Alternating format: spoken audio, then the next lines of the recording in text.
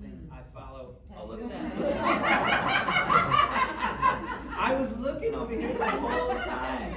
Thank you, Dana, so much. In fact, so here are the books I've written. They're over on the counter here. If anybody wants to grab one and pass it around the audience while they're talking.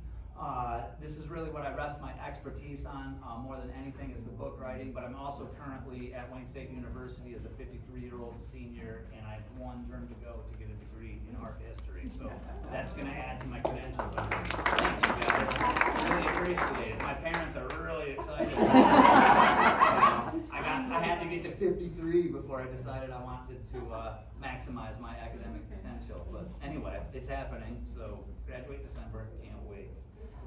Before I get going too far in the lecture this evening, I want to thank the Troy Public Library for bringing me out. This is the second time. I hope there's a third, fourth, fifth, sixth, and seventh time. Dana Kratt, who is the person that personally contacted me and hired me and organized the logistics. And also the Friends of the Troy Public Library, who I'm told help pay for my honorarium. Thank you very much to all three of you for making this happen. I am going to break down my lecture today into 5 sections. We're going to start off with a bio of myself and how I attained my expertise in fields of architectural history as they apply to Detroit and Michigan mostly. We're going to look at 4 significant makers that have a pretty good presence here in the Detroit area. I have what is called a local extra, where we're going to concentrate on some examples in close proximity to Troy. But our friend here in, what was your name, sir, again? Jim has told me about a couple examples in Troy I missed looking. So, I'm probably gonna develop this lecture even further. Maybe give it I'll give it again sometime a few years down the road. But for what we have in Troy here, I concentrated mostly on Whitechapel. Their mausoleum has a colossal collection. But you'll like the ones others that are close to, but I'm kind of disappointed in myself that I didn't get to St. Anastasia. And I hear there's another example in town, Christ the Light. That I was not made aware of the quality of their glass until our conversation just now. They're on my list though, I'm sorry. We'll also do a collection of what I think are the best and most unique in Detroit, and if your favorite doesn't make it in there, I'm sorry, there's a lot to choose from here. We have an amazing stained glass legacy. And then when I'm finished lecturing, we'll do a Q&A for as long as you guys go or until they kick us out of here. So let's start off with my bio. My interest in the state of Michigan and the city of Detroit's architectural history, it begins in the early 90s when I leave my boyhood home of Traverse City, Michigan to attend school at Michigan State University. And back then, I had a lot more hair. Yes. And one of my favorite things to do back then was to drive to the city of Detroit pretty much every weekend for many years on end to take in what was a really exciting and groundbreaking house and techno music scene. And as a bright-eyed youth, seeing the city of Detroit regularly for the first time in my life, I was really struck by the size and scale of the structures as compared to my modest home of Traverse City. And architectural history, it kind of became a hobby of mine for about 20 years. I started taking it a lot more seriously in the early 2010s when I met through online correspondence this guy, Einar E. Kavarin. Einar is Icelandic by descent, which accounts for his slightly uncommon name, and he is also an architectural historian, and he lives in suburban Phoenix, but he lived in Detroit in the 60s, 70s, and 80s, and we met on an online architectural forum specifically about Detroit history. We found we had a lot in common. We started writing back and forth to each other, and eventually he revealed to me after a few months that in the 1990s he hunted down the son of a really important architectural sculptor by the name of Corrado Parducci, who worked in Detroit from 1924 to 1981. And Einar, when he met Parducci's son living in Pacific Palisades, California, his son allowed him to photocopy his father's original studio ledgers, as well as a scrapbook containing over 700 images of sculpture Parducci produced over the course of his career. Well, once Einar told me about the scrapbooks and the ledgers, the gears of my mind began turning, and I decided I wanted to write a book about Parducci. He's a really super important figure in the annals of Detroit architectural history. No one had yet written a book about him, and I felt a responsibility to do something epic with these research materials that just fell in my lap. So I got this idea around 2013. Took me 7 years to get my first book out there. It's over on the counter there, Corrado Parducci, A Field Guide to Detroit's Architectural Sculptor. That came out in January of 2020, and I immediately followed it up with the second edition in May of 2020. There'll probably be a third edition a few years down the road, because I've discovered about 30 more Parducci's since I put the book out. Parducci, there's about 330 commissions in these books. There's 600 listed in his ledgers, so there's always something new to discover where Parducci is concerned. People are always calling me up and saying, hey, is this a Parducci? And that's a lot of the times the way that I find out about ones that I was not aware of before. So writing the Parducci book is really what taught me what it takes to be a good architectural historian, to hunt down the right local sources, the right archives, and to really be able to back up what I present as factual in the book. But not only did it teach me to be a good architectural historian, it was so inspiring that I followed it up in the years right after with 2 more books. The one about Albert Kahn and the one about stained glass in New Orleans, they're right over there on the counter. And those came out in January and February of 2022, respectively. And again, the book writing is really what I rest my expertise on more than anything else. So now you know how I attained my expertise, or at least a little bit about it. I want to tell you about how the idea of photographing stained glass extensively got into my repertoire of things that I do. When I published the Parducci book in January of 2020, I immediately went down to New Orleans for what was supposed to be a 3-month stay. Well, it ended up being 5 months, and here's the reason why. When I was making the Parducci book, Parducci had a few commissions in New Orleans, and I had to make friends with some people that worked at Jesuit High School to get inside to photograph this brass medallion on the floor of their activities building, constructed in the 1950s. Well, to thank that person who I became friends with, when I got to New Orleans in 2020, I'm like, let's go out to dinner. I want to give you a copy of my book. While we were at dinner, I said, Matt, I've really been getting into photographing stained glass lately. And Matt said, well, you got to come back to the high school again, because at our building built in the 20s, we have the transplanted chapel from the old Jesuit high school in downtown New Orleans that was built in 1900. And we transplanted all the glass and all the decor from that chapel to our chapel here at the school. It's a little bit smaller than the original chapel, but all the glass is original. This shows Jesuit martyrs in these 4 frames right here, just as an example. And it was while I was making these photographs in this chapel at Jesuit High School in New Orleans that the idea popped into my head, hey, I should write a book about stained glass in New Orleans. I ended up staying in New Orleans for 5 months that year, and that's when I amassed all the photography and almost all the research. I took one more trip later in that year, and then put the book out again in February of 2020. So once I put out the New Orleans book, I'm like, what's next? A book about Detroit stained glass, of course. Detroit's 3 times larger metropolis though, so it's a much larger project. I'm about 4 years in, probably got about 2 years to go, but you're gonna see a lot of the progress I've made in developing that book, because there's about probably 15 different versions of this lecture now. I try to change it up for each individual community I present it for. And again, I apologize for not getting into St. Anastasia, just learning about it today. So when we endeavor to study stained glass, there's a lot of different ways that we can approach it. We can look at narrative content, symbolic content in the windows. That usually comes down to Bible stories and lives of saints, because in the grand scheme of things, religious stained glass, way more common than secular stained glass. We can also look at design and fabrication processes. This is a very technical angle that gets into the science of window making. It's quite fascinating, but not something I cover a ton. We can look at biographies of the people that are memorialized by the inscriptions in the windows. A lot of windows are paid for by prominent, affluent families, and we can go find their names in old newspaper articles and find out exactly what put them in the position, or their family in the position, to pay for the expensive glass we're looking at. We can also look at bios of different makers and their corporate histories, many of which are very fascinating. And we can also inventory stained glass. That means finding out where it exists, where we can see it for ourselves, and learning about the history of that site. Of those 5 approaches, my favorite are without a doubt maker bios, corporate histories, and inventory site histories. And of those 2, inventory site histories are my favorite. What I try to do with my lectures on stained glass is take people on a tour of stained glass sites and try to approximate the interior appearance, since you're probably not going to visit there in person, but maybe to inspire you to go and visit in person yourself, because again, Detroit just has a stellar stained glass legacy, and it's something we should be really proud of. And you know, most churches, you call them up and say you want to look at it, they're thrilled and they'll have you in a heartbeat. I've been doing this for probably like close to 10 years now. I've maybe run into like 2 churches in those 10 years who was like, no, we don't want a stranger in our church. So, and thankfully, because you know, Christian churches, they are about Christ, and Christ says we are supposed to invite the stranger.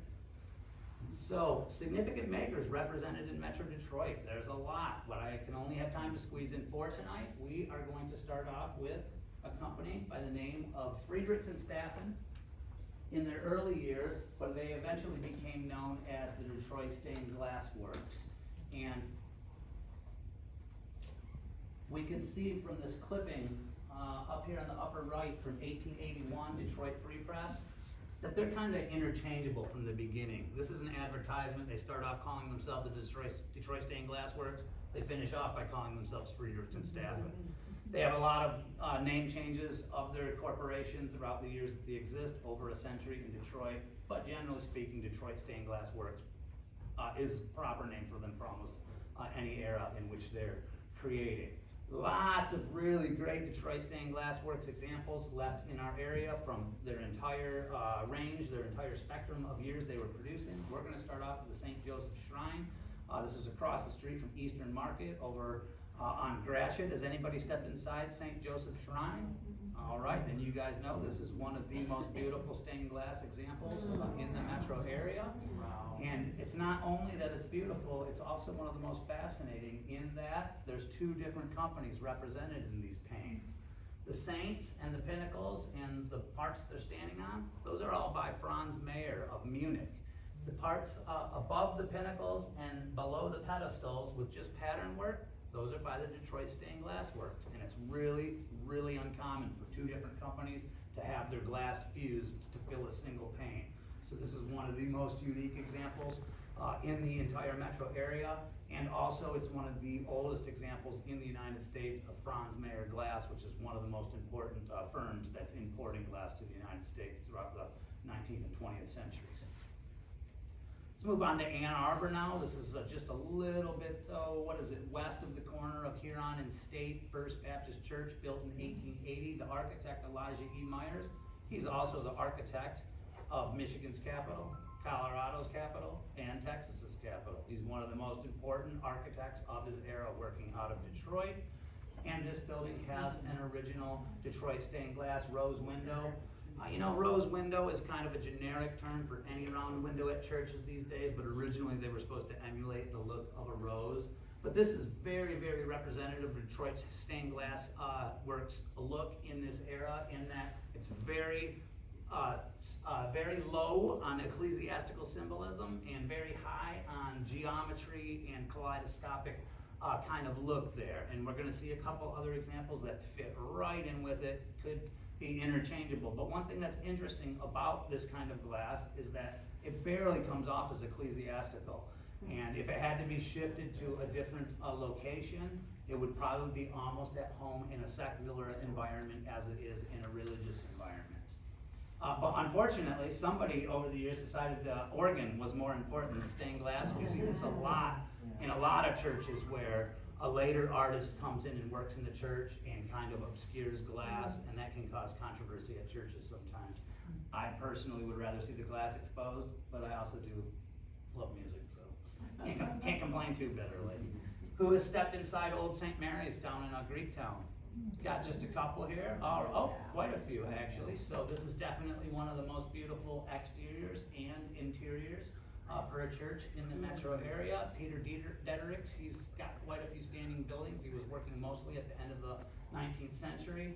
And we can see that almost everything happening here, except for this little saint right here, everything else is non-narrative and completely free of ecclesiastical symbolism. Again, dual-use glass that would be at home in a secular environment as it is in the church. Let's get just a little bit of a close-up on the rose window there, and I think you guys can see there's a little bit of a trend here in the look that Detroit Stained Glass Works is presenting at this point in their evolution as a corporation. who's been inside St. Anne? All right, a lot of you, good. Another absolutely stunning interior. This is the home of the second oldest Catholic parish in the nation, second only to St. Augustine in Florida. And I believe, could be wrong on this, but I believe this is their 8th building. So they've been through a lot of buildings. Their first building was built by Cadillac when he got off his boat at the shores of the Detroit River. So we've got another rose window by Detroit Stained Glass Works here. Almost identical stylistically, wouldn't you say? So we're gonna jump about 40 years ahead now, because as we move down the road, Detroit Stained Glass Works, you know, they get different artists, they get more skilled. In the beginning, they're not that great at rendering the human form, and you can really see that at like St. Albertus and Old St. Mary's. But as they mature as a corporation, they get some people that are better at expressing the human form. This is St. Alphonsus in Dearborn. Arthur DeRocher, he's St. Hugo's architect, just for the record, a church that I haven't gotten into yet. What is that road that goes from Woodward to the freeway? Opdyke, on Opdyke Road, that's right.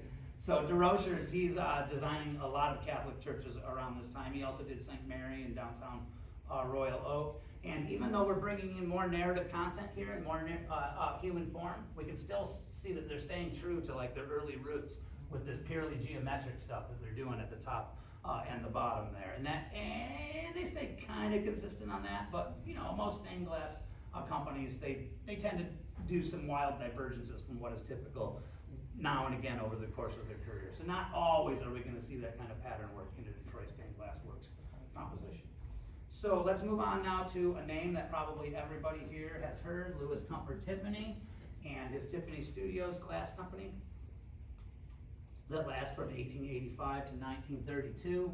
It's really important when you discuss Tiffany that you don't make the error of thinking his father's company and his company are the same company, an error I made a few times early in my career of studying this kind of thing. They are distinct from each other. Louis, he does design jewelry and interior decor, and he does work for his father's company on a few occasions, but for the most part, they are completely distinct from each other.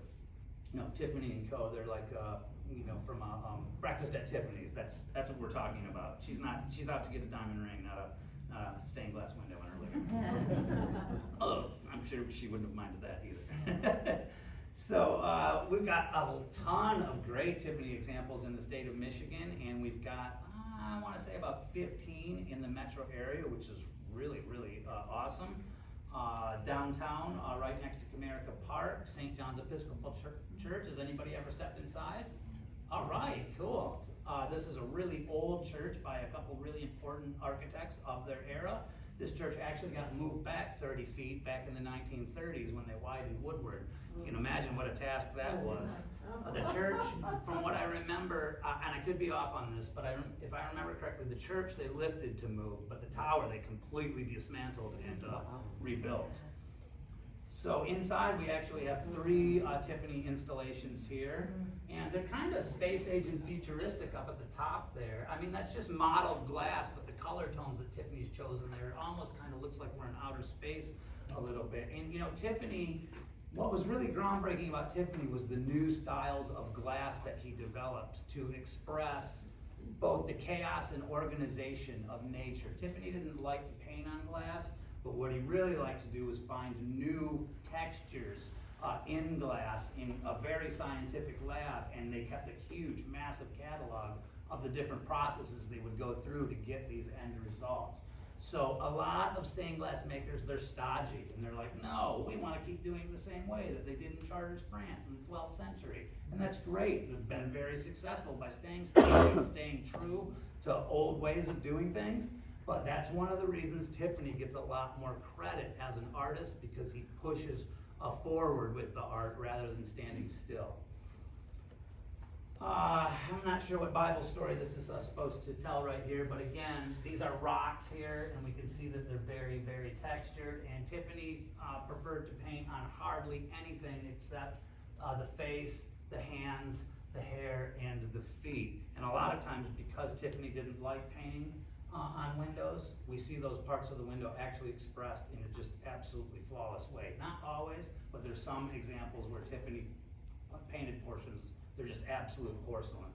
I don't think I have an example of some of the best tonight though, but anyway, great that they have 3 different installations here. Is this a rising sun or a setting sun? We're not really sure, but Tiffany was highly acclaimed for representing the natural world, and this is kind of representative of the way he does landscapes, but with a praying Christ added there. Let's move on to St. James Episcopal Church on Grosse Ile. Has anybody ever stepped inside this church? Only one, huh? So getting onto Grosse Ile, it's a little bit of a pain in the butt, and that's probably why hardly any of you have been inside. This window that's illuminated here, that's not Tiffany, but I got this shot just a few weeks ago, and I absolutely love it. Keep in mind the architect here, Gordon W. Lloyd. Gordon W. Lloyd has more Tiffany in the churches he designed in Michigan than any other architect. Probably like 7, 8 different Gordon Lloyd churches have Tiffany glass inside them, and he's just a really important architect for our area in general. He did Christ Church downtown, where I grew up in Traverse City, the old state hospital that's recently been renovated and is now used as like pretty much a tourist site with a lot of restaurants and shops. That was falling apart when I was growing up in Traverse City, and it's amazing that it got saved. But that's a Gordon Lloyd design too, just to give you an idea of his stature. Here's our Tiffany window on the inside, and we'll note the copyright date is 1894, but this doesn't get installed until 1898. It was actually designed for a different church, and the people of St. James Episcopal were offered a bargain on a window that loosely fit their window opening that they had planned for an expensive window, so they were able to buy a Tiffany at a bargain rate, and that's why it was not installed until 4 years after it was manufactured. Newberry Hall at the University of Michigan. This is now known as the Kelsey Museum of Archaeology. Who has stepped inside before? All right, well, unfortunately, you probably haven't seen the glass because the glass is in a private part of the building now, which I kind of think is a crime against the public. And I mean, I love the University of Michigan, don't get me wrong, but when you have a work like this at a public university, in a public building, you're kind of obligated to keep that glass in the public area.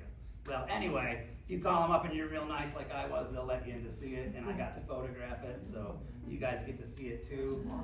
Keep track of the architects here, Spear and Rome's. They're also super active in Detroit around the turn of the century. They've got like about 5 different buildings in Ann Arbor. They're the architects of Sweetest Heart of Mary, which is one of the most beautiful church interiors in the state of Michigan.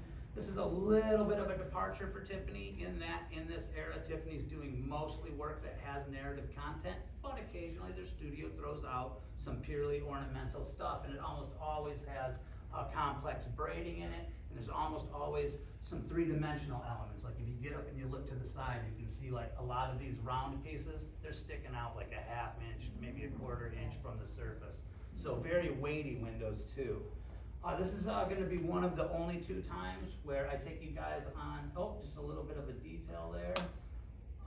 We're going to talk about a memorial inscription. And again, not an avenue that I do a lot in my studies, but definitely a very, very interesting avenue. And this is a great example too, because the Fox family is really important to this era of mid-19th century Ann Arbor history. This guy in the middle, Reverend Charles Fox especially. Why is he so important? He's the first professor of agriculture at the University of Michigan, gets hired in 1853, dies about 9 months later. But because he's such a pioneer and he's the first one there, he is memorialized in these windows, and he's also memorialized on a little obelisk right outside the Hatcher Graduate Library. Just to the left, if you guys go out there, it's to the left of the building. You gotta walk around a little bit, but 4 of the first professors of the University of Michigan are memorialized by that obelisk that I highly recommend that you check out. Another great Tiffany example exists at the George L. Beecher residence, which is a private home that has been transformed into an office space for Wayne State University. This is among the most interesting in the state because it's secular, no religious symbolism. We've got a neoclassical maiden and kind of a pan cherub-esque figure there, and they're playing pipes. These little panels right here have musical notes on them, although you can't see them very good. And then they're up at the top, left and right, we have lyres. They're kind of like a harp. So this window's all about music making. And again, in the grand scheme of things, secular windows almost always draw more attention from art historians because they're so much less common than religious windows. So this is a public building. If you guys walk into this building, they will definitely let you step inside and take a look at this gorgeous installation. In downtown Ypsilanti, First Presbyterian Church. This building is actually originally built in 1857, but it gets a massive remodeling right around the turn of the century that removes its central spire and steeple and puts in 2 flanking towers instead. The original church looks way different than this, but the internal structural skeleton is still the same as they used back in 1857. The person who did the remodeling, Julius Hess, he's a really important figure in Detroit architectural history, has quite a few standing buildings, also partnered with a guy named Raceman.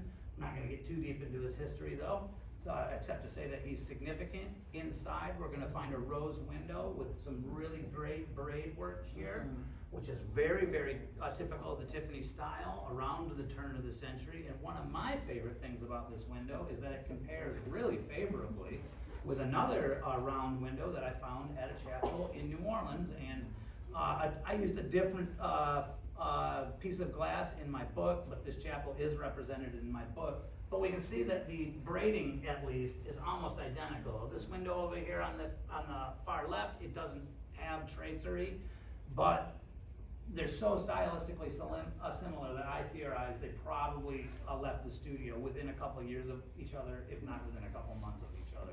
So really great comparison. Also, the chapel in New Orleans from which the window on the left was harvested, it got moved into a chapel that was built in '76.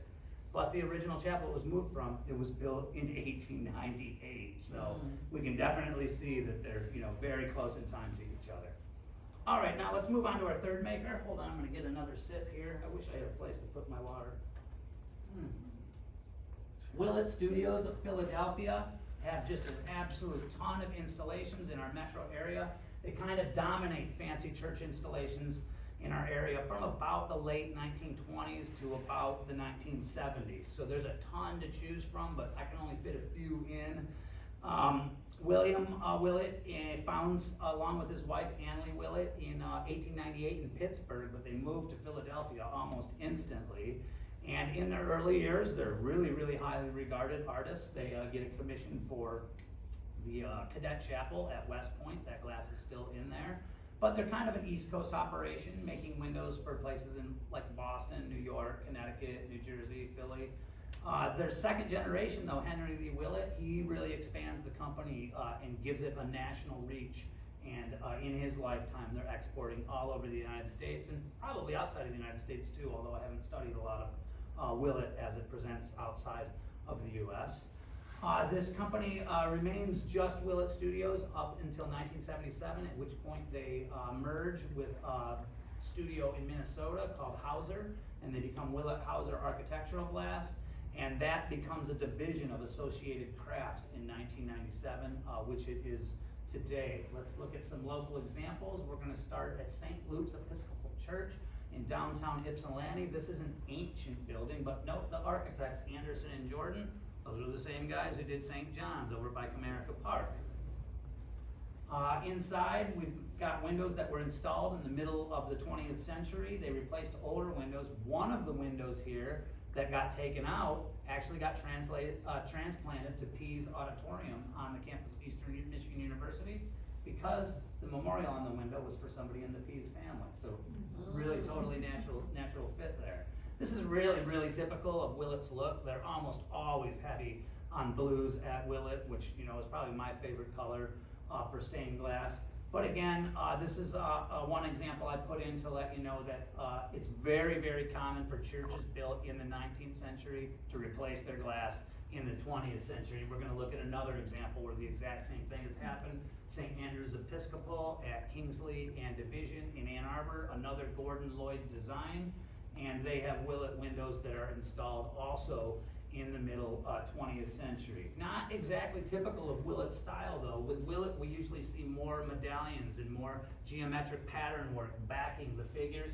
And we rarely see windows with Willett that memorialize a single person in the window. Usually there's multiple memorializations, so not a huge departure from their typical style, but a little bit. We've also got some great detail in here. My personal favorite is, of course, Angel Hall, designed by Albert Kahn, the architect about whom I wrote a book, and I love seeing that get memorialized in a window right there in Ann Arbor. Again, Willett, they almost always let you know they've been there. It's very, very rare to run across Willett examples where they don't have 3 or 4 corporate insignia. I've only run across one Willett installation in my time where they didn't have a corporate insignia on it. That's actually at Drayton Presbyterian on Pinecrest and Ferndale, just for the record. Let's move on to Grosse Pointe Memorial Presbyterian Church now. This is a William Ian Hunter design. He's a really prolific designer of Methodist Episcopal churches at this point in history.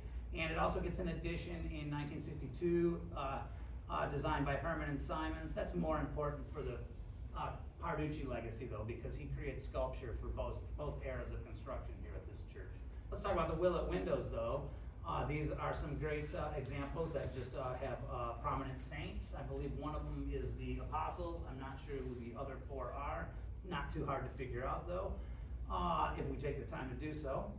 We got kind of a morbid one here on the left. That's because it's one of the 4 horsemen of the apocalypse. I believe pestilence, is that correct? Does anybody know? Something like that, something kind of morbid. And then on the right, we have a window dedicated to Paul's call for prison reform. St. Paul actually spent time in prison, and this is actually a concept that's memorialized in stained glass more often than you might think. I think we're going to see one other example tonight. Again, Willett always lets you know that they've been there, and by these corporate insignia, we can see that these windows are installed right at the time the church is completed, but they do have a later era of installation also. This is my second window where I'm going to talk about the person that is memorialized by the text. The text is on the bottom by their feet, but it's kind of hard to see. It's pretty fine detail. But Grosse Pointe Memorial Church, it had a lot of heavy hitters went to church there. And they memorialized, descendants memorialized their ancestors. So Hinchman was long gone by the time this window got made, but Hinchman, he's a really important person in Detroit history. He's an early sewer commissioner, an early fire commissioner, but most importantly for my interest, he's the grandfather of Theodore Hinchman III, who is one of the founding partners of Smith, Hinchman & Grills, which is the second most important architectural firm in Detroit's history. So really, really great memorial inscription there. And I think that you guys get an idea of how far you can take that course of study if you chose that as your preference when looking at stained glass windows. There's a lot there to discover. A late installation here at Grosse Pointe Memorial. Who's ever seen double doors like this with 20 panes in the windows? No, it's very super uncommon. And they've immobilized these doors because they don't want them slamming, because they're going to lose their windows. They're at least going to crack them. But these 20 panes, they tell the story of the quest for the Holy Grail, which is really uncommon subject matter, and they were installed in 1948. So really great when we get multiple eras of installation at a single site. This one's right next to where I live. I live at Catalpa and Woodward in Berkeley. Who's been inside First Presbyterian in Royal Oak? Anyone? Just one, all right. Oh, we got 2. So this is a church that you wouldn't think from the outside has a lot of stained glass, but it actually has a ton, and it's a stellar collection, and a lot in primary colors, blue, yellow, and red, which is my favorite color to express stained glass designs. So scenes from the life of Christ here, not surprisingly. Also, this church is built mostly of cinder block, not exactly a super fancy building material, but in the hands of the right architect, you can make it look super graceful. Harold Wagner, he's got about somewhere between 50 and 100 standing Presbyterian churches throughout the United States right now. He was very prolific in the 50s and 60s. A few more close-ups here, more scenes from the life of Christ, at least on the right there. I'm not sure what's happening on the left, but the next set is more interesting to me. Window memorializing Martin Luther, the founder of Protestantism, and John Monteith, one of the early founders of the University of Michigan. You see him in a lot of different memorials in the Detroit area.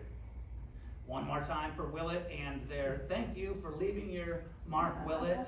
We will never be confused about whether you've designed glasses at a particular site or not. And I really love that because it's very frustrating for me when I can't figure out makers.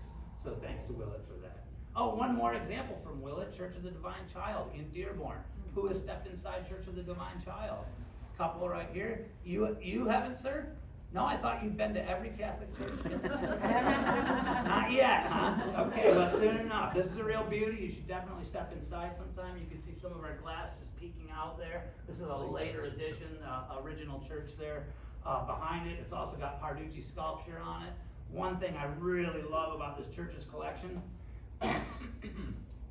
is they have surviving literature authored by one of the architects, Alois Frank Herman.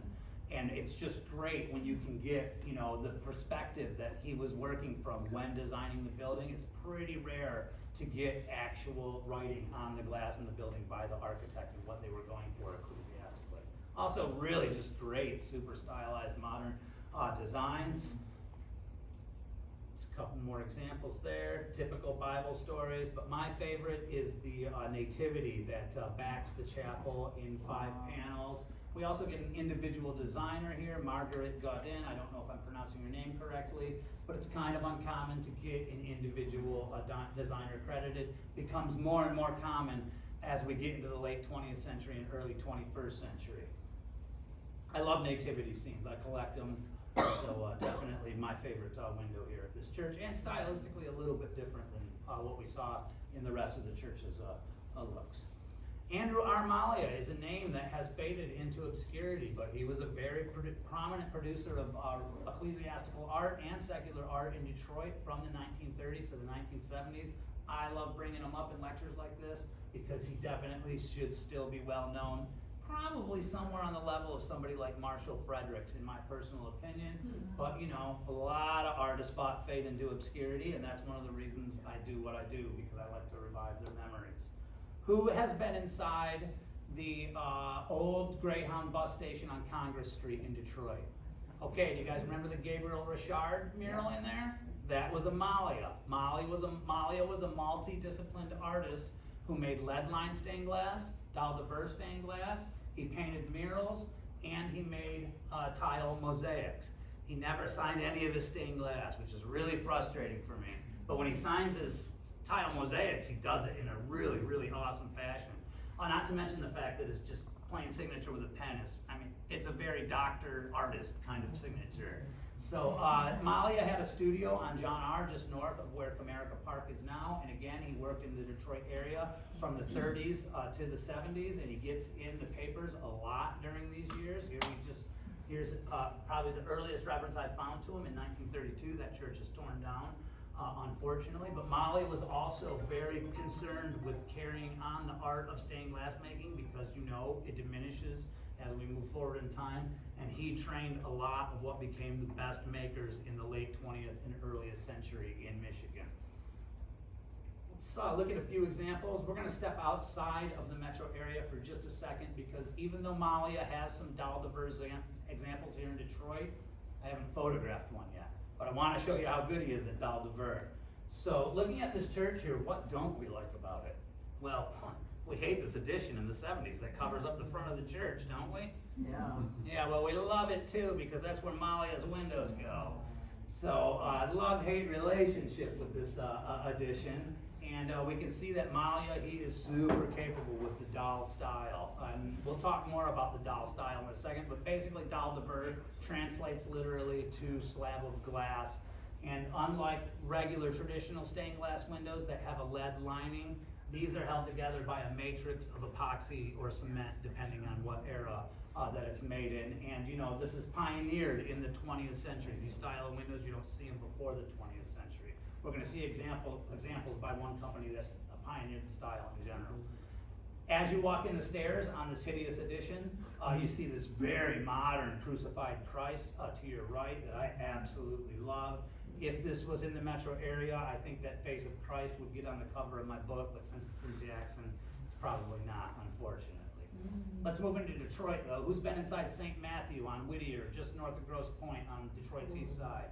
Got one over here, great. Malia did the stained glass here, which is very, very saccharine sweet in its color palette, which I really like a lot. But even more impressive, he did a big half dome altar over, big half dome mosaic over the high altar that incorporated over 1 million pieces. And this got a ton of press in the news and the free press in the era that it came out, and definitely one of his most famous works. This church is still up and operating. If you guys care to take a service here sometime, I guarantee you will be blown away by this mosaic. Christ the King. Anybody been inside Christ the King on Grand River? Got a few. Great. Christ the King has got windows by Andrew Malia, and it also has some plaster trim by Parducci and tile mosaics of the Stations of the Cross. The typical normal-sized windows here, they're all right. They're a little bit plain, but they're definitely modern, you know, and he's pushing the art of stained glass forward. But I really prefer the triple radius window that faces the street. We'll get to in a second. Here's one of the Stations of the Cross. You can see it's done in tile mosaic. This trim along the outside here, that's by Parducci. But my favorite window here is without a doubt this main window that sometimes they illuminate at night that you can see when you drive by on Grand River. Really amazing color palette here. We've got St. Peter's and the Vatican there at the bottom of the middle frame of a enthroned Christ there. So my favorite piece at that location. And now we're at St. Scholastica on Outer Drive near 6 Mile on Southfield Freeway. Has anybody stepped inside this one? All right, cool. Then you guys know that this is just a stellar interior space here that unfortunately has such a low attendance these days. They have most of their masses in a little side chapel. This is a church that I really think about a lot because I think it's a perfect example of why we need to find second and third uses for churches. Because if they deconsecrate here and their attendance dwindles so little that this church becomes abandoned and unused, we can't lose these amazing pieces of public art. And how do we reuse them? We can't move them to another location. So it really comes down to finding another use for the building. So there's a lot of different things to think about in that thing. This is all tile mosaic here that mirrors the windows over the high altar. Malia assisted the priest, Father Livius Paoli, and he and the congregation all made these tile mosaics together. So just an incredible piece of community art that I'm actually going to cry out loud about if it ever gets torn down. All right, let's go to now what we're going to call local extra, and I again apologize for not getting inside St. Anastasia. I'm going to find out more about it though, and they're going to get their windows photographed eventually. We're going to start in downtown Rochester, actually, at St. John Lutheran Church. Has anybody ever stepped inside St. John Lutheran? So I gotta, yeah. Church, so I know. I'm seeing a lot of the same hands go up when I ask these questions. So I'm really into exploring religious spaces locally and seeing what they've done aesthetically inside. I was really super pleasantly surprised when I first photographed this church probably about a year ago now. I gave this lecture for Rochester Public Library probably about a year ago, and I photographed a couple examples specifically for that lecture. Inside this church, we have a lot of glass by a company called Holman City Glass Specialty. This is late in their, not that late, but kind of late, 40 years after they're founded. So they've kind of evolved to being City Glass Specialty at this point, but they start out as Holman City Glass Specialty. And at this point in their existence, there's an artist there working for them named Stephen Purdy, who's executing most of their designs. This is really interesting, and then it's dalle de ver, but it's also painted. Dalle de ver doesn't get painted very often. This is one of the most thoroughly painted examples of dalle de ver I've ever seen. So that makes it really super unique to me. The artist, Stephen Purdy, he died young at about 48 years old. He was very beloved in the Fort Wayne artistic community. And again, he's the primary designer. Here we have The Last Supper. And what I mean by painted is that normally when you see a face in dalle de ver, all the features of the face are created simply by, the design of the panes next to each other. In this case, they're using one huge pane and they're just painting the eyes and the lips on there. There might be another process, but my point is that usually when you see, anatomy expressed in dalle de ver. It's done without any paint. It's just the placement of the panes next to each other that creates the effect. So some people would probably argue this is cheapening the process. I'm not gonna. These are absolutely gorgeous windows. I don't know much about the process though, and I actually would like to learn a little bit more about it because it's so rare to see dalle de ver with facial features painted on in such a fashion. So I've got a lot of pictures here, obviously, because I love this collection and I was so pleasantly surprised by it.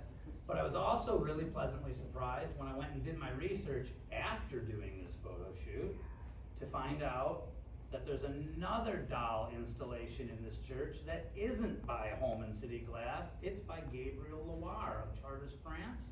This is the world's leading forerunner pioneer in the development of dalle de ver. This is the guy that got copied by everybody in the world that pretty much invented a lot of these processes. And I assumed when I shot the church that this stuff around the altar was, Holman City Glass. But then when I got home and started doing research, I found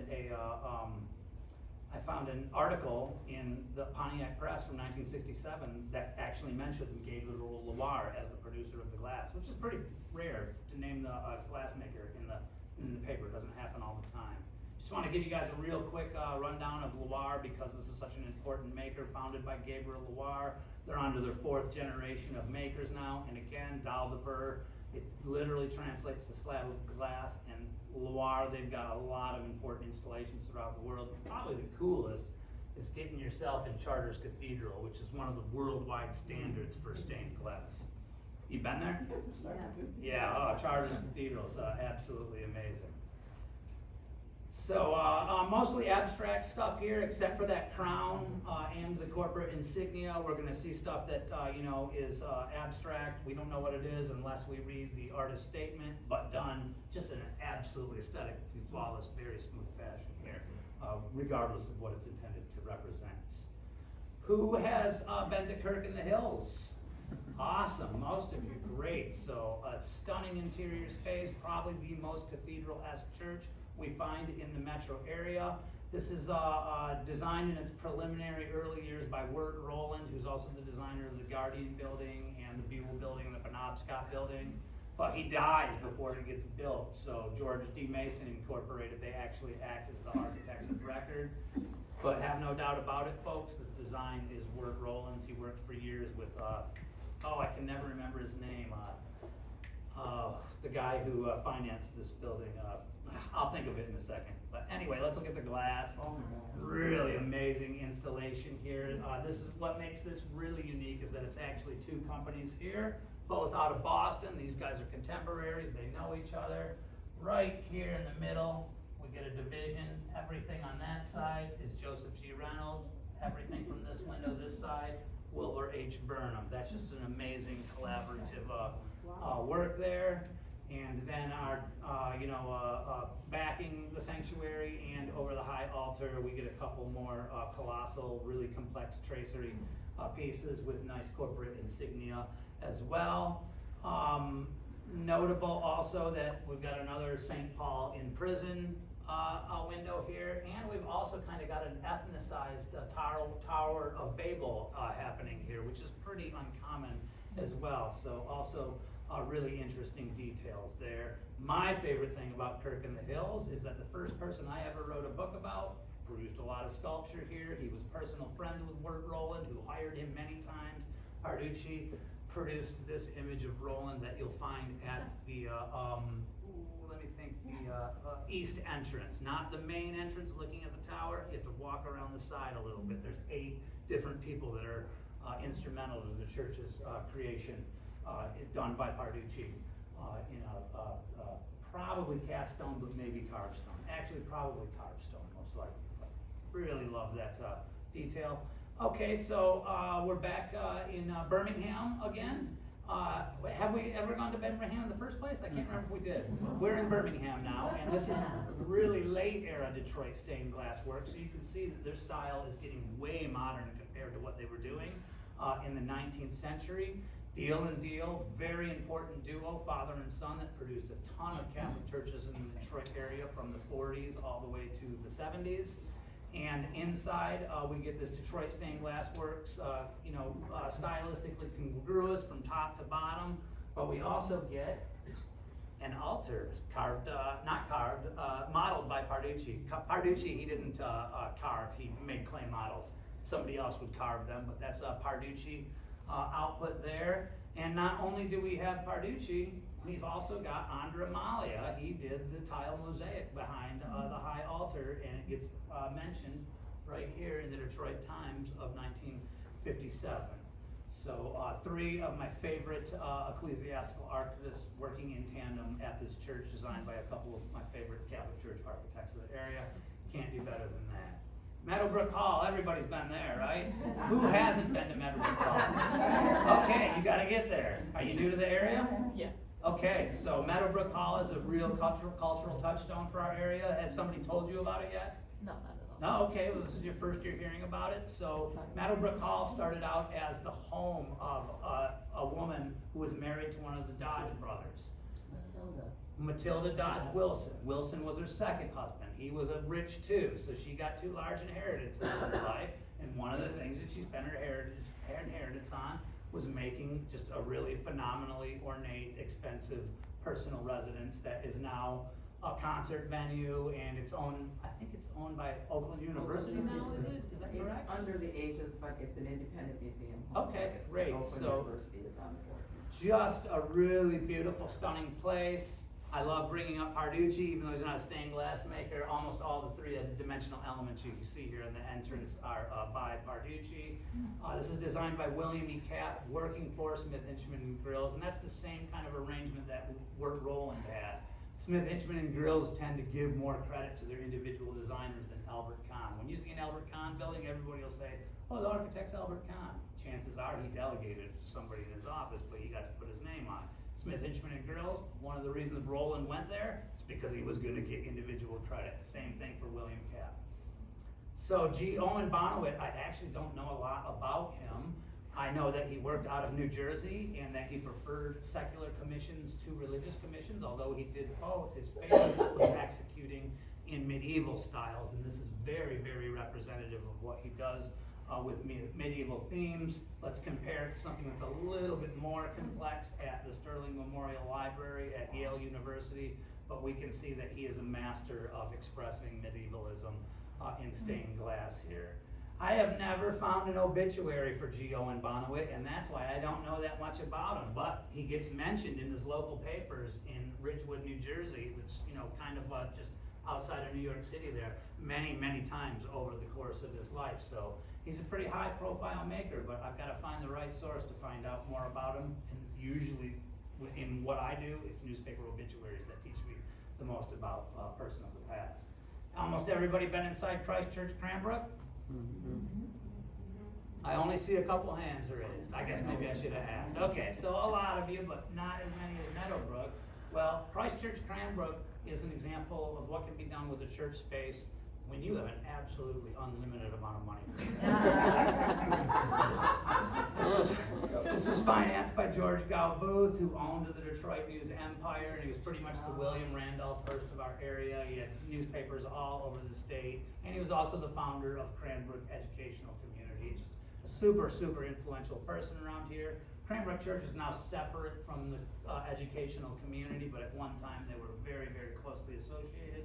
And Booth, he brought in a lot of the top artists in the nation to add to this church back in the day. Not to mention the architect, Bertram Gosburner Goodhue. He actually dies right after he gets this commission.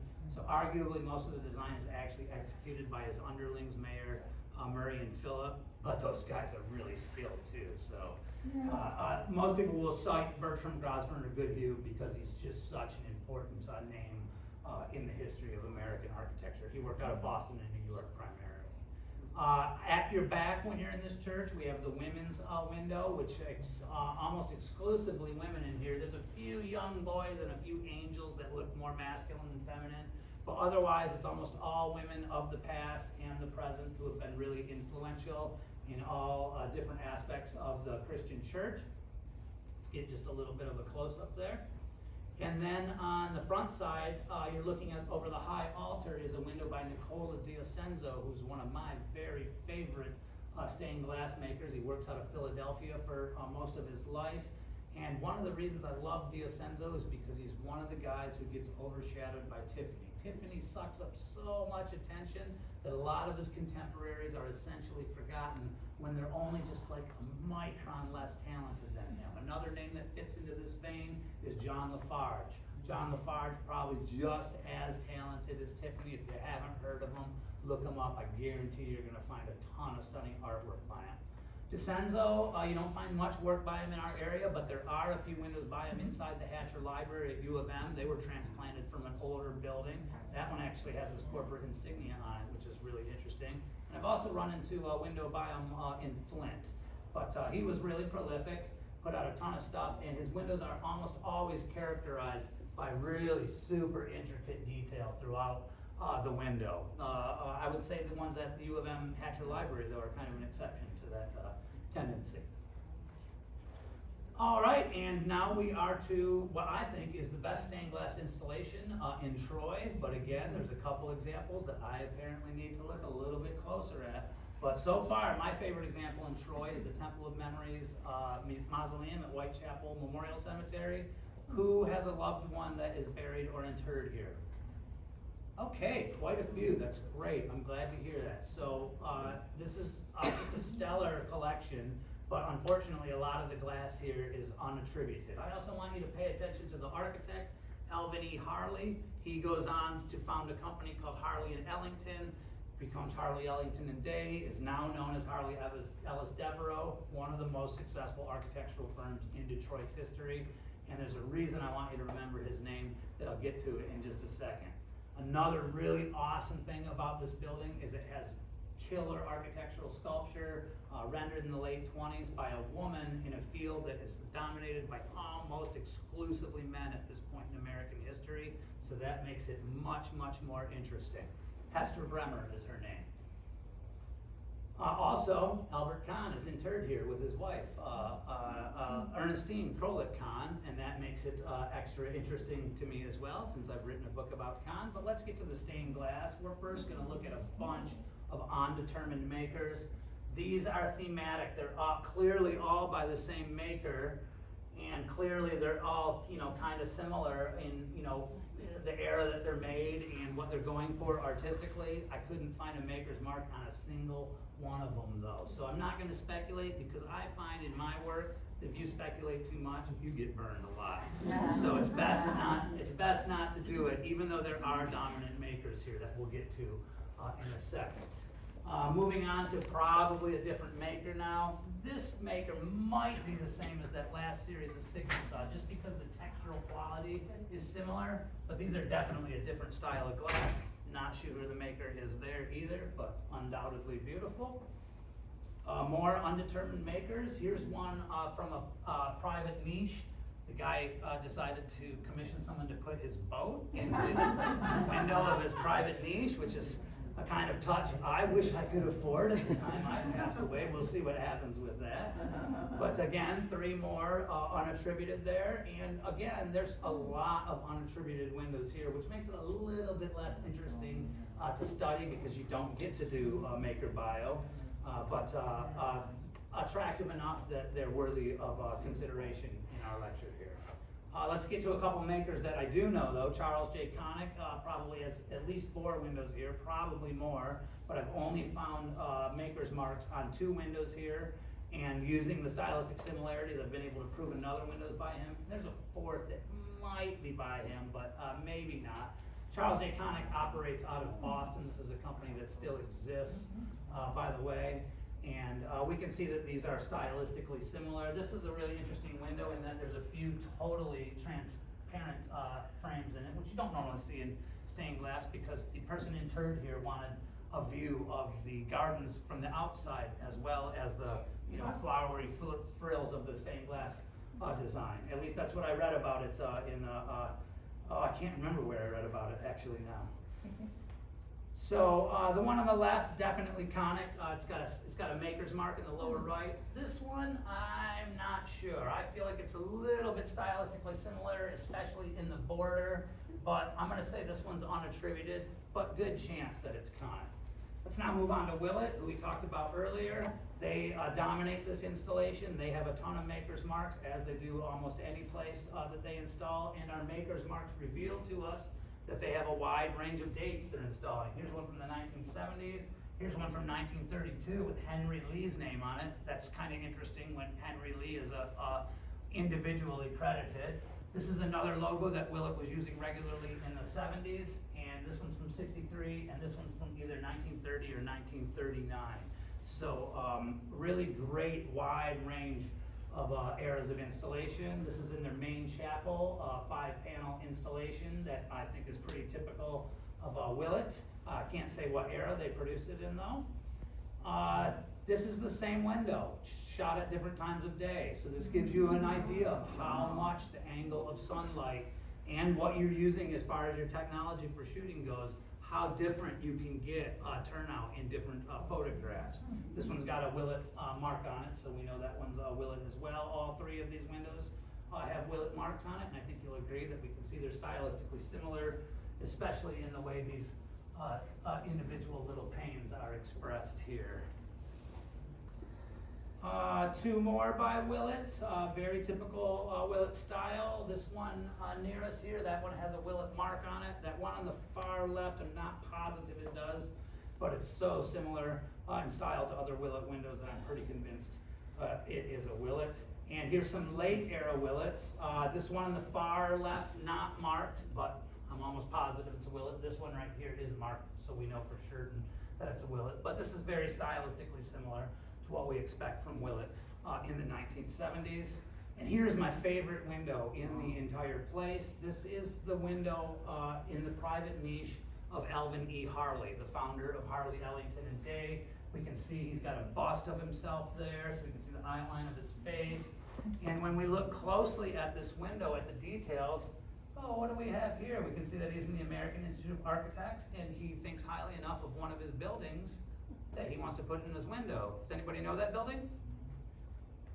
That's the UAW Ford Joint Trust Center that used to be the Detroit War Memorial, right in downtown, right next to Hart Plaza, with Marshall Frederick's sculpture right there on the front. So when I ran into this window, I was absolutely flabbergasted, absolutely loved it. All right, that finishes off local. I'm at an hour right now. I hope nobody's getting too glassy-eyed because we're really quickly going to go through our top collection, and I think I've got 6 entries here, but I'll go fast so you guys don't get too bored with me. Christ Church, right at the end of 375 when we pull into downtown Detroit. If we go left instead of right, we're going to be staring at this church. Gordon W. Lloyd, who I've mentioned to you before, is a really important architect of the era. And what does Gordon Lloyd have in these churches? He has Tiffany windows. This one's absolutely stunning. Tiffany's command of blues and opalescent glass here is on plain display, as well as how flauntatious you can get with the wings. Flauntatious is a word I made up specifically to describe what Tiffany and Parducci do with angel wings. Another Tiffany inside, 3 panels, St. Elizabeth of Hungary. And again, I want to reiterate the fact that expressing the natural world and landscapes was one of the things that Tiffany was most highly thought of for, and this is perfectly representative of his great command of that style of designing. There's a third window here that some people at this church say is a Tiffany. I'm not convinced. I don't like it as much as the other two, so I didn't include it. This is Heaton, Butler, and Bain of London, England. This is over the, I can't remember if this is the back or the front of the sanctuary, but Heaton, Butler, and Bain, they're pretty expensive imported glass. A little bit less expensive, but also imported from England, J. Whipple and Company. This 3-frame window shows the prodigal son story. What I really love about Christ Church is that it's got a totally chaotic look inside. There's like 10 different eras of stained glass installation. They're not stylistically congruous, and I really like that look. Some people are like, no, I want my church, I want all its glass to be the same stylistically. That's a great look too, but me personally, I love having a bunch of different makers present. Here's a Willet Hauser. I believe this is at the back. This is in the 70s after Willett combines with Hauser, so kind of a modern installation. And on top of all those windows I already showed you, here's 6 more companies that are represented here at this church. So when you go here, you're getting an absolute smorgasbord of American and European window makers over quite a few different eras. Moving on now to First Methodist Episcopal Church in downtown Ypsilanti. I gave a lecture here last Saturday celebrating this congregation's 200th anniversary. They traced their congregation's history to 1825. This church, however, was built in the 1890s, and they got their glass installed a few years later. Definitely one of the most killer art glass installations in the entire metro area. And art glass means that there's no narrative content. It's just the arrangement of panes against each other that creates the design. Only ecclesiastical symbolism you're going to see in here is an anchor on one side. And then, oh, this is over the high altar. And the pulpit's right here. So I got to give my lecture from the pulpit in this interior space. It was just, I felt so authoritative, but also it's just a stunningly gorgeous church interior here. And here's our only other touch of ecclesiastical symbolism here, a cross and a crown. Other than that, totally dual use windows. If you walked into some place that had repurposed windows in, you wouldn't think twice about these being inside, or even probably that they came from a religious source. Who's been to the Dawson Great Lakes Museum on Belle Isle? Yeah. Okay, great. So when you walk in, a lot of times the first thing people notice is, hey, this isn't from the 1960s. Of course, it's not, but there's a great story of how this window got here, as well as this woodwork. This is made by the John Hardman and Company of Birmingham. There's a really nice little corporate logo. Oh, I want to say right about there.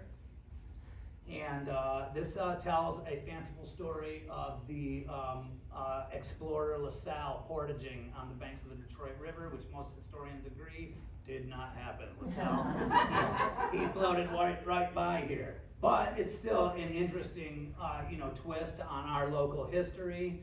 And I really love that the way the Native Americans are portrayed here. This guy right here, he's kind of got this glint in his eye that says, should we just nip this in the bud right now? But, just gorgeously rendered, as well as the totally ornate, delectable woodwork. Where did it all come from? Well, it was originally installed on a luxury steamliner that used to sail the Great Lakes. At one point in our history, cruising the Great Lakes was as popular as cruising the Caribbean is today. And you could buy a ticket and get on a ship in Detroit and go all the way to Chicago and back over the course of a few days. And a lot of times, like today's cruise ships, they're intended to be really, really fancy in the interior. And this glass and this woodwork was all extracted from a room that was called the Gothic room. And from what I understand, it was like the men's cigar smoking room on this particular ship, designed by Lewis O'Keel, who's a really important naval architect of the era. So this ship was commissioned in 1912, decommissioned in 1956, and when it was decommissioned, obviously, they dismantled the Gothic room. They put that woodwork and that stained glass into storage, where it spent about a decade until a community group got together and raised the funds to have it reinstalled at the Dawson Great Lakes Museum. And that is the story of how it got there. A story that I absolutely love telling, because I absolutely love that kind of historical preservation. 2 more entries left, folks. We can't do a presentation like this without including our Hebrew friends. Who's been inside Temple Bethel at 14? Great. So Temple Bethel's got a long history in Detroit. Probably some of you know they have 2 buildings that precede this one. Probably more than that, actually. This one's built in 1971. The architect, Minoru Yamasaki, also designed the World Trade Center that was tragically toppled on 9/11. And I just love how this sanctuary looks like an angel wrapping its rings around the congregation. But let's talk about the stained glass. This is some stuff that was installed at the time of its construction in 1971, executed by Barry Bernstein of Virtue Studios that I believe were based out of Southfield. This represents New Jerusalem. There's another piece of glass on the other side of the entrance that shows Old Jerusalem. In a lot of Hebrew churches, you see almost exclusively non-representational glass because of the golden calf story in the Old Testament that is kind of taken pretty seriously in these congregations. but that's really liberalized over the last century. So not as common, more common now to see narrative content in windows at synagogues and temples. Our next set of windows, these are all transplanted from their previous building on the 8,000 block of Woodward in Detroit, executed by Hinnicky and Smith of New York, a rather obscure company that has only one other local example that I've run into, and that is the college seals on the windows at the Law Research Library at the University of Michigan. Other than that, Hinnicky and Smith, almost unheard of in the Detroit area. I believe I've got one more example here. And these windows, they were about somewhere between 8 and 12 in this style. They all came from this building right here that is suspiciously similar to Angel Hall on the campus of U of M, is it not? Kahn was a total neoclassicist. He loved designing buildings like this. This building, unfortunately, is in danger of being torn down. It's been woefully underused over the last couple decades. But hopefully somebody finds a good use for it. It's an absolutely colossal space, which is part of the issue. We're not done yet, though. Look, there's another era of stained glass here at the Temple Bethel, and these are all hung in a hallway that's sheer glass on both sides, so they're all sunlit, which is really key for transplanted glass. If any of you go to a church where they're thinking about transplanting glass into wood casements and artificially lighting them, you be the person that's against it. If it's the only way you can save a window, do it. But if there's any way you can preserve it with sunlight backing it, it's gonna look 10 times better than if it's artificially lit. In fact, some people would argue it's not even stained glass unless it's lit by the sun. So these are all sunlit, and they're just a beautiful non-representational pattern work, and they all came from the Bonsdale Theater, which was it's the old Temple Bethel, and it's undergoing a renovation right now as an activity and event center for this new hotel that just got built right next to it. See this neoclassical decoration here? It was all covered up by a marble panel for about 50 years. And they're cleaning it, and they're making it look better right now. By the time they're done here, this building is gonna look absolutely phenomenal. So that's a really great thing to celebrate Detroit's renaissance that is currently ongoing. Last entry tonight, folks, Cass Avenue Methodist Episcopal Church at Selden and Cass. Has anybody stepped inside? Then you know what is up with this building, and that it has probably the coolest Tiffany glass window, if not the coolest stained glass window in the city of Detroit, in the metro area, probably even the state of Michigan. Malcolmson and Higginbotham, really important architects of their era. They designed almost all of Detroit's public schools that were built between about 1900 and 1929. And interestingly, this main church right here, it was added to this building here that was their original chapel, designed by Mason and Rice. It was a brownstone, but they refaced it in the same stone as the new church when they added the full church to it about 10 years after the chapel was built. But if you walk around the alley to this day, you can see the brownstone parts of it. Mason and Rice, just for the record, they're the architects of the Grand Hotel on Mackinac Island. So really significant. Let's take a look at the glass. You love it, don't you? Again, a little bit of a departure for Tiffany, because Tiffany's doing mostly stuff with narrative content, and this is purely ornamental, but not that big of a departure. There are quite a few purely ornamental Tiffany windows.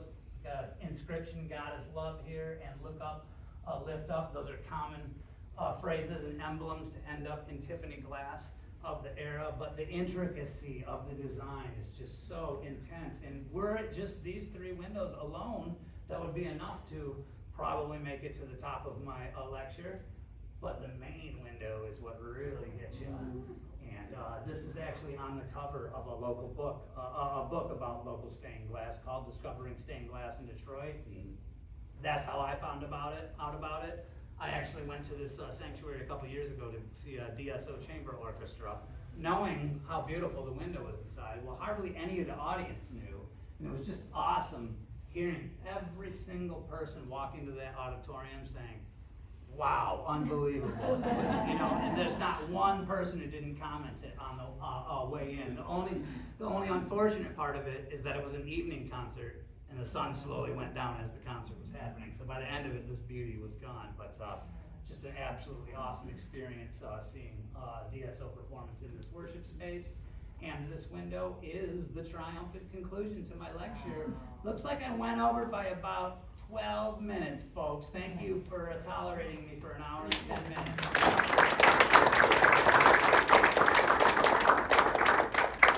Well, I hope you guys have enjoyed what you've learned tonight, and I hope you will visit some of these spaces. Does anybody have any questions about what I presented? First hand here. We'll get you guys in a second. Go I ahead. was wondering if you've ever thought about doing tours and would you take people into those churches? So, I do run a tour company actually, but it's mostly walking tours outside. When you have people enter buildings, you introduce a whole another level of logistical planning and difficulty to a tour, but it's not outside of the bounds of what I do. Just for an example, a few months ago I led a tour that went inside the Cathedral Church of St. Paul down at Warren and Woodward, which is another one of our most grandiose. That could have been in my top collections also.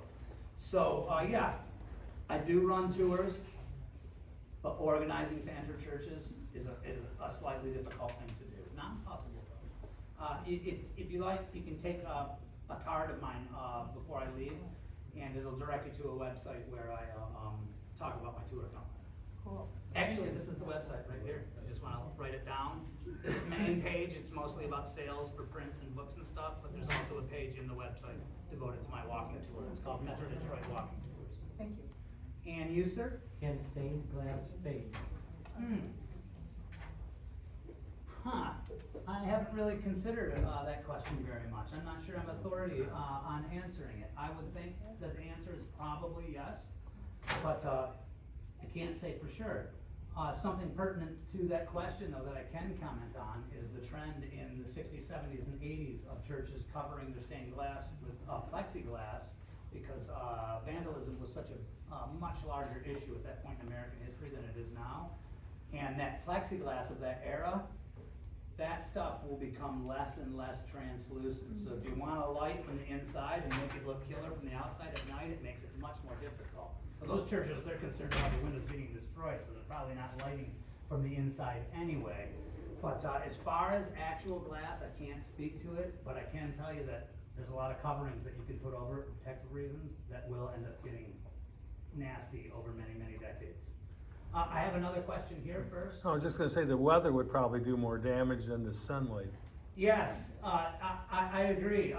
As a person who's written a book about stained glass in New Orleans, I came across numerous examples of windows that had blown out by hurricanes. In fact, I came across one stunning example of a really amazing Franz Mayer window from the late 1800s that got completely destroyed, but they had enough of a historical record of the window that they hired Conrad Schmidt Studios, a currently working company, to create the entire window, to replicate it exactly, and you can't even tell that a new window's been put in there. But I agree with that conclusion that weather is a bigger concern than fading from sunlight, although I'm not a scientist and I can't say for sure that that's the case. You I just had a quick question because I can't remember it and I forgot my pencil and paper.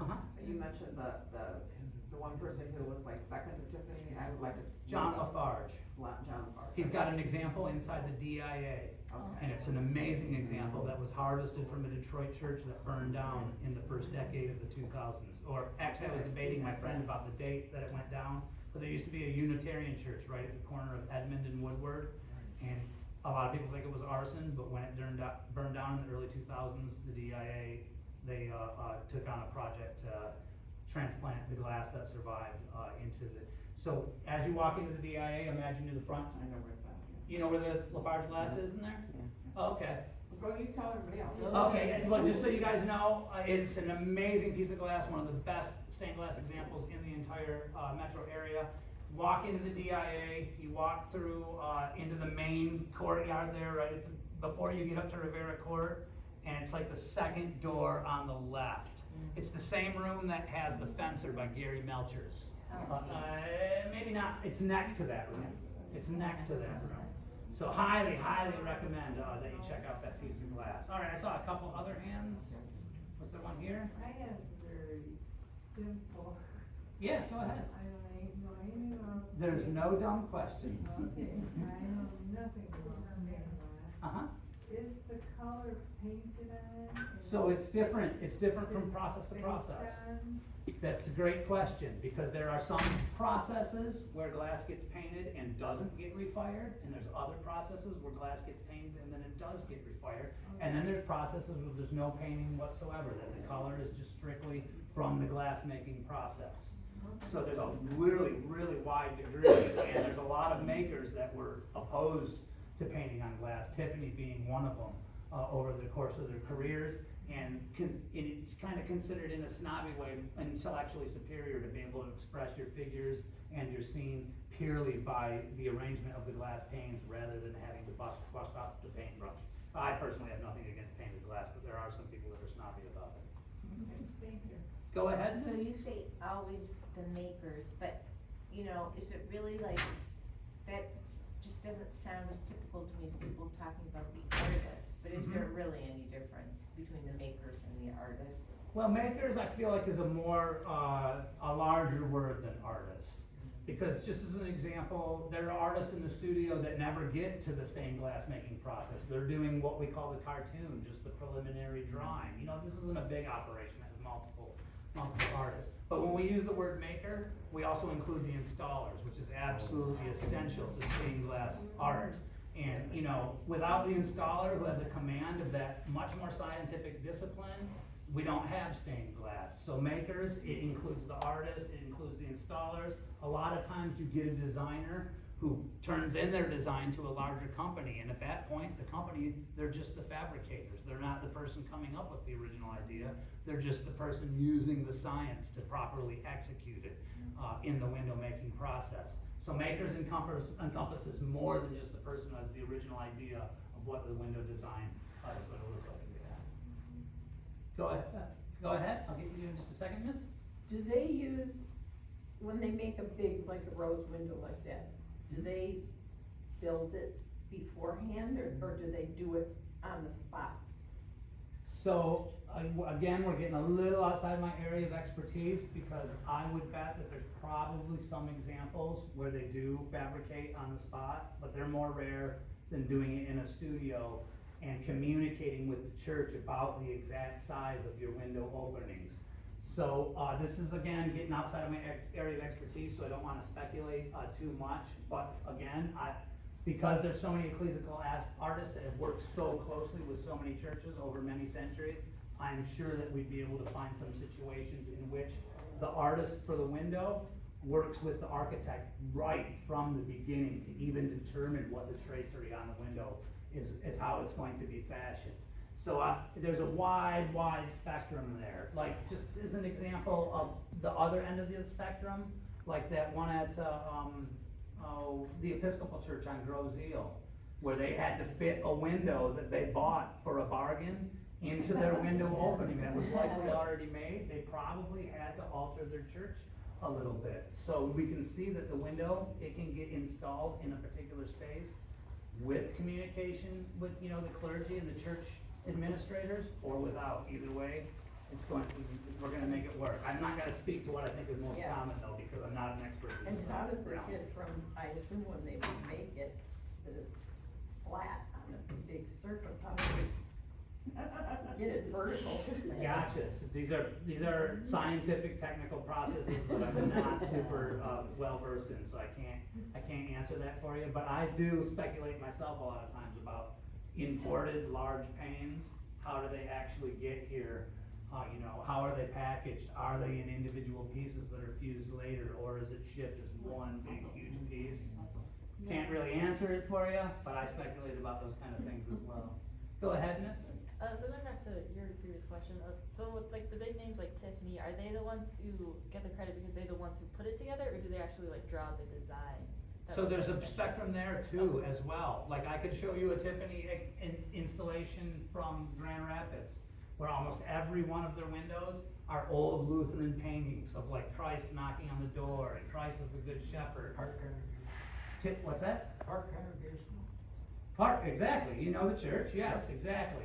And That's the biggest collection of Tiffany glass in Michigan. yeah, and it's a beautiful, beautiful You collection saw the too. one that was given by Senator Vandenberg in memory of his wife?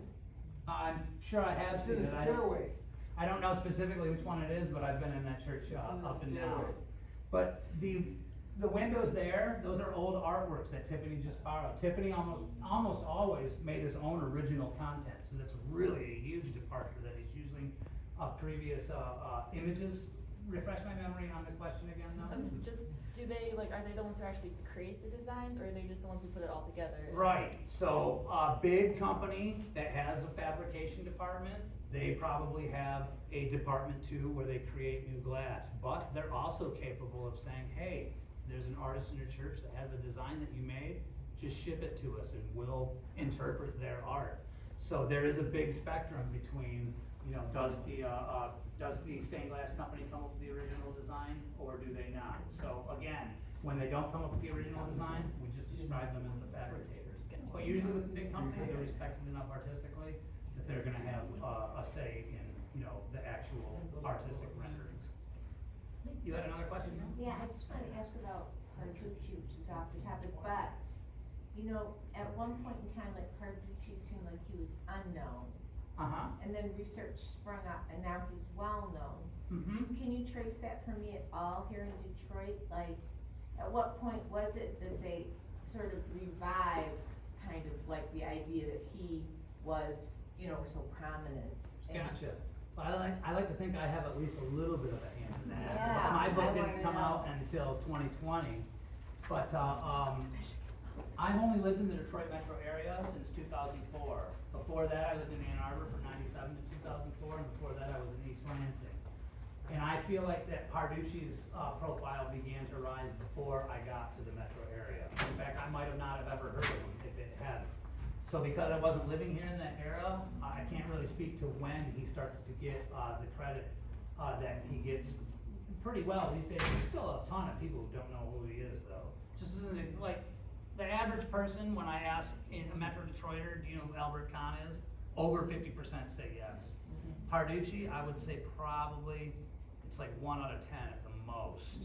So he's not. May I have your attention, please? The library will close in 30 minutes. Bring all items you wish to check out to one of our checkout areas at this time.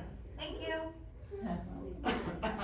So I can't really speak to when he started getting as much credit as he gets now, but I can tell you that he consistently showed up in the press in Detroit over the course of his career.